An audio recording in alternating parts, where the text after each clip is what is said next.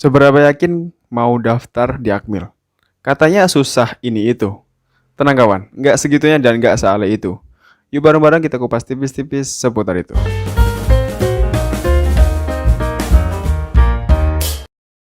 Di channel ini saya upload video apapun yang saya suka. Militer, produktivitas, videografi, experience, dan adventure. Walaupun masih belum ada videonya, wajar, YouTuber pemula. Cocok dengan hal itu, silahkan subscribe, nyalakan lonceng biar nggak ketinggalan video selanjutnya. Saya Roman, selamat datang di channel Yomen. Terima kasih sudah mampir. Jangan lupa like, komen, dan share kalau ngerasa penting. Saya Bitoran Akmil tahun 2020 dan sekarang sedang berdinas di perbatasan Indonesia Timor Leste. Kali ini saya akan berbagi pengalaman bagaimana kehidupan dan benefit menjadi seorang Taruna Akmil serta usaha apa saja yang harus disiapkan ketika mau mendaftar ke sana. Dan di akhir video saya juga akan berbagi seputar tips pendaftaran. Jadilah pendengar yang baik, tonton sampai selesai, jangan sampai gagal paham. Mari kita mulai. Disclaimer dulu. Semua argumen yang saya share adalah based on my experience di tahun saya mendaftar, yaitu 2016. Murni opini dan gagasan dari saya tanpa ada intervensi dari pihak lain. Dan misal di tahun kalian ada berbeda dengan apa yang saya sampaikan, sesuaikan saja. Intinya, semua materi pengetesan tidak jauh berbeda, hanya mungkin dikembangkan untuk mengikuti keadaan negara di zaman sekarang. Saya tidak akan membahas semuanya secara lengkap dan detail, hanya mungkin beberapa yang ingin saya sampaikan. Dengan dasar saya tidak mau muluk-muluk. Karena untuk semua persyaratan dapat diakses di web resmi pendaftaran TNI Angkatan Darat yang setiap tahun pasti ada perubahan. Semua hal yang saya share auto-relate buat kalian yang mungkin akan mendaftar di Tamtama, Bintara, ataupun kepolisian. Karena pada dasarnya materi yang diteskan tidak jauh berbeda. Sebelumnya buat kalian yang belum paham betul, secara singkat Akmil sendiri adalah salah satu lembaga pendidikan militer di Indonesia yang memiliki output sebagai perwira di TNI Angkatan Darat berpangkat Letnan 2 dengan gelar Sarjana Terapan Pertahanan yang dibagi menjadi 5 prodi saat menjalani pendidikan. 4 tahun yang bakal ditempuh sebagai seorang taruna dengan semua kebutuhan pokok baik kebutuhan hidup dan perkuliahan akan ditanggung sepenuhnya oleh negara. Real, no fake. Sampai situ udah paham ya? Kalau belum mungkin kalian manusia gua selama ini. Pertama, saya akan menceritakan bagaimana pengalaman menjadi seorang Taruna Akmil secara singkat yang akan saya awali dari kisah pendaftaran. 2016 lulus SMA, kemudian niat ingin daftar di Akmil di tengah semua keterbatasan yang ada. Benar-benar terbatas. Kebetulan di tahun itu ada yang namanya program unggulan, yaitu perekrutan calon taruna dari SMA favorit masing-masing kota di seluruh Indonesia.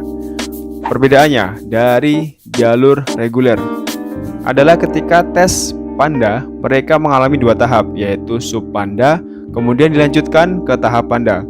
Sedangkan saya hanya sekali jadi langsung di tingkat Panda. Di situ pula saya juga tidak melaksanakan tes jasmani karena memang aturannya seperti itu. Bisa dibilang mungkin itu rezeki yang tidak pernah disangka siapapun. Karena dari situ ada hikmah, saya bisa menyiapkan fisik dan materi lain agar lebih matang di range waktu antara tes Panda sampai dengan tes pusat. Yang perlu kalian catat, tidak setiap tahun ada jalur unggulan. Jadi saran saya, setting pemikiran dan standar persiapan kalian untuk mengikuti tes melalui jalur reguler. Alhamdulillah di tingkat Panda, dari 194 peserta jalur unggulan Provinsi Jawa Timur, lolos sebanyak 30 orang termasuk saya untuk lanjut tes pusat di Secapa Bandung. Waktu itu untuk pertama kalinya, jujur saya melihat orang tua saya menangis saat saya beritahu berita saya lolos. Waktu itu saya mendapatkan berita lewat SMS. Karena biasanya memang mereka orang tua saya menangis gara-gara saya bandel. Sekitar pertengahan tahun 2016, kira-kira bulan Juli, saya berangkat ke Bandung untuk mengikuti tes kurang lebih selama 1 bulan dengan berbagai tes dan materi yang sangat lengkap. Peserta waktu itu kurang lebih 480 calon taruna dari seluruh Indonesia yang nantinya akan diambil sebanyak 250. Selama sebulan tes di Bandung, saya lolos dan langsung mengikuti pendidikan di Akmil di bulan Agustus, yaitu tingkat 1. Waktu itu pangkat saya adalah Caprabatar atau calon prajurit Bayangkara Taruna. Kenapa ada embel-embel Bayangkara? Karena memang di 3 bulan pertama itu kita menjalani pendidikan dengan matra AL, AU, dan juga rekan-rekan dari Akademi Kepolisian. 3 bulan pertama selesai, kita diwisuda yang namanya wisuda prajurit atau wisjur. Sementara rekan-rekan yang dari kepolisian kembali ke Semarang. Setelah wisuda, pangkat saya menjadi prajurit taruna atau pratar. Dan kita melanjutkan pendidikan dengan rekan-rekan dari AU dan AL sampai di tahun pertama selesai atau selama 2 semester. Sekitar 2 bulan setelah wisjur, saya mengalami kenaikan pangkat menjadi Kopral Taruna. Dan itu sama berlakunya untuk 1 letting. Tahun pertama selesai, masuk di tahun kedua dengan pangkat Sersan Taruna, lalu lanjut ke tahun ketiga dengan pangkat Serma Datar, dan akhirnya tiba juga di tingkat 4 dengan pangkat Serma Tutar. Intinya setiap kenaikan tingkat mengalami kenaikan pangkat. Di tahun keempat ini akan ada tugas akhir atau skripsi yang harus diselesaikan agar dapat lulus dengan gelar Sarjana Terapan Pertahanan. Selesai semua tugas-tugas selama pendidikan, tiba akhirnya yaitu Praspa atau Prasetya Perwira. Barulah kisah kita sebagai seorang perwira TNI Angkatan Darat dimulai. That's it, singkat. Itu dia pengalaman dari pendaftaran sampai dengan pendidikan selesai. Yang kedua adalah benefit menjadi seorang taruna Akmil. Yang pertama, semua kebutuhan kita dari A sampai dengan Z, mulai dari baju, sepatu, makanan, minuman, sampai dengan aksesoris seperti alat jahit, kaos kaki, alat semir sepatu, atribut pakaian, dan lain-lain ditanggung sepenuhnya oleh negara. Tidak ada kita keluarkan uang sepeser pun. Kalaupun ada, mungkin saat kita mau jajan di kantin, ya kali jajan ditanggung negara. Yang kedua adalah uang saku. Jumlahnya mengikuti tingkatan dalam pendidikan. Semakin senior, maka akan menerima lebih banyak karena disesuaikan dengan kebutuhan. Untuk tahun pertama, saya mendapatkan uang saku kurang lebih Rp300.000 per bulan. Dan terus naik sampai dengan di tahun terakhir, saya menerima uang saku kurang lebih Rp830.000 per bulan. Lumayan sih, hitungannya untuk anak-anak kuliah lah. Yang ketiga adalah makanan selalu 4 sehat dan 5 sempurna. Serta ada juga pembagian vitamin yang biasanya dibagikan sebulan sekali atau 2 minggu sekali. Bahasan selanjutnya yang pertama adalah usaha apa aja yang harus disiapkan. Nomor 1, kesehatan. Ada baiknya sebelum melaksanakan tes jauh hari, saran saya periksakan keadaan kesehatan kalian di Rumah Sakit Tentara atau RST. Kalian bisa search on your phone for address yang biasanya ada di setiap kota. Mulai dari mata yang tidak boleh minus, gigi yang harus lengkap tapi tidak harus rapi banget.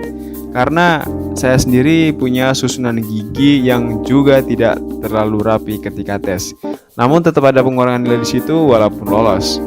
Lakukan cegah dini bila mendapati penyakit bawaan ataupun bukan yang biasanya banyak muncul saat mendekati tes seperti varises, ambeien, dan lain-lain. Hindari menyentuh RNM atau rokok, narkoba, dan miras, karena dipastikan gagal bila kalian memang mengkonsumsi 3 barang itu. Nomor 2, psikologi. Zaman semakin canggih, kemudahan di mana-mana kalian bisa akses contoh soal di internet atau belajar mengerjakan soal secara langsung dengan membeli buku latihan psikologi yang sudah ada banyak di Gramedia dan di toko buku manapun.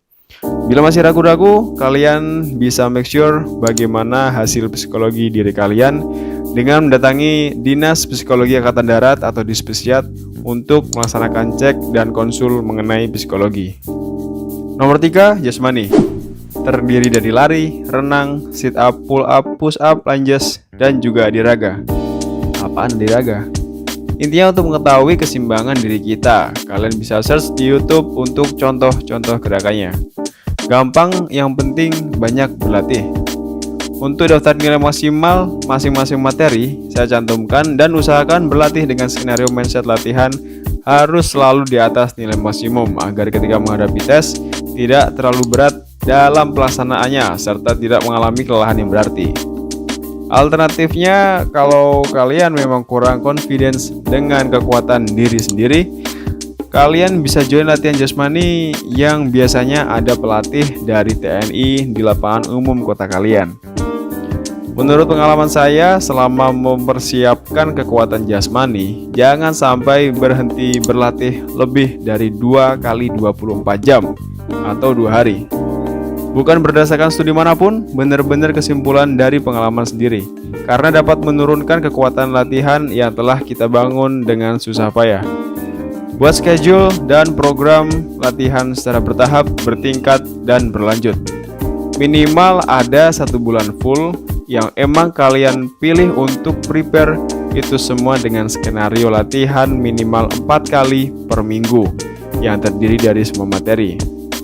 Saran saya, jangan kebut latihan dalam jangka waktu yang pendek, karena konsisten dan disiplin adalah kuncinya. Nomor 4, mental ideologi. Ada tes tulis dan juga wawancara. Merupakan materi tes yang sangat riskan dan sensitif, karena apa yang kita jawab memiliki pengaruh nilai yang besar menyangkut patriotisme, ideologi, dan mental kita.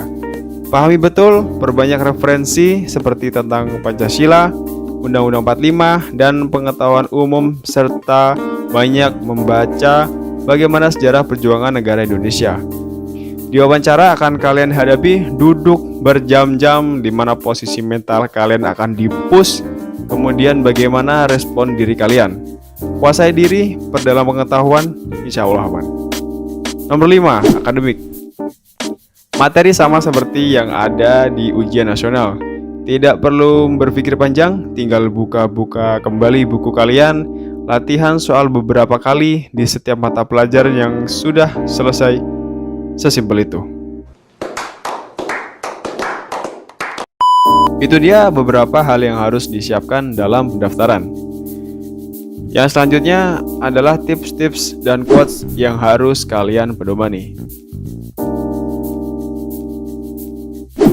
Yang pertama, don't listen to what people say. Akan banyak sekali kalian menerima cacian dan ketidakpercayaan orang lain, bahkan dari teman kalian sendiri. Karena mungkin kalian mau daftar atau sekedar mendengar isu tentang masuk Akmil harus bayar seginilah, segitulah. It's all wrong. Saya harapkan di fase ini kalian tingkatkan masa bodoh kalian terhadap hal seperti itu. Di samping mengganggu konsentrasi, sebenarnya mereka takut bila kamu diterima di Akmil karena memang suatu kebanggaan luar biasa untuk siapapun yang bisa ada di sana. Apalagi kalau memang kalian menyadari bahwa dari keluarga menengah ke bawah. Yang perlu kalian ingat adalah kalau ada orang yang bilang mimpimu terlalu besar, katakan kepada mereka pikiranmu terlalu kecil. Tak usah ragu, yakin kepada diri sendiri, karena hidup yang tidak dipertaruhkan tak akan ada yang dimenangkan. Yang kedua, have the best idol. Ini sangat mendominasi dalam mindset saya kala itu. Jujur, dari sebelum daftar sekitar tahun 2015, saya sangat mengidolakan sosok Jenderal TNI Andika Perkasa dengan perawakan gagah, berwibawa, dan berprestasi. Yang waktu itu masih berpangkat Mayor Jenderal TNI. Bahkan sampai saya jadikan wallpaper di HP saya dan bermimpi bisa berfoto dengan beliau suatu saat. Terdengar konyol. Secara tidak langsung, apa yang kita lihat, kita dengarkan di daily life perlahan akan berimpact dan membentuk kebiasaan mindset yang sama dengannya. Singkatnya, saya termotivasi untuk bisa menjadi seperti beliau. And well, di tahun 2020, saya dan orang tua bisa foto bersama dengan beliau di momen wisuda Akmil. Ya, hanya foto bersama. Menjadi seperti beliaunya, saya belum tahu. Oke, materi selesai. Sekali lagi saya bukan menyombongkan diri. Maksud saya hanya untuk sharing pengalaman baik saya dan semoga bisa menjadi referensi pengalaman daftar kalian. Dan sekarang bagaimana hasilnya tergantung pada kalian sendiri yang akan mendaftar. Saya doakan lancar sampai dengan diterima. Terima kasih sudah menonton. Jangan lupa like, comment, share, dan subscribe agar bisa berbagi hal-hal baik yang bisa membuat kita lebih produktif dan modern. Goodbye, I'll see you next time.